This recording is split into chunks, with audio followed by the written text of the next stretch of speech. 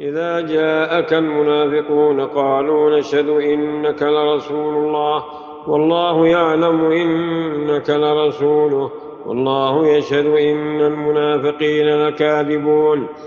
اتخذوا أيمانهم جنة فصدوا عن سبيل الله إنهم ساء ما كانوا يعملون ذلك بأنهم آمنوا ثم كفروا فطبع على قلوبهم وهم لا يفقهون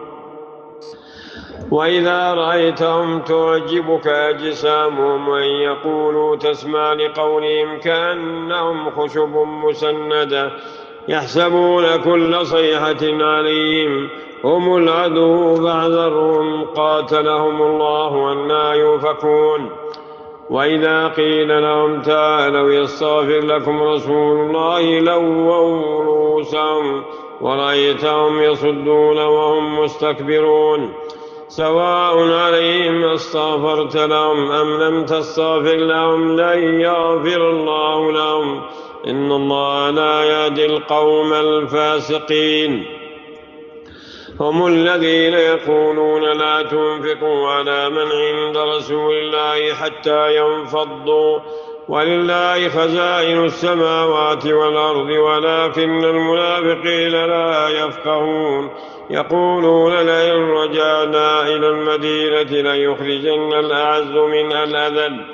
ولله العزة ولرسوله وللمؤمنين ولكن المنافقين لا يعلمون يا أيها الذين آمنوا لا تلهكم أموالكم ولا أولادكم عن ذكر الله ومن يفعل ذلك فأولئك هم الخاسرون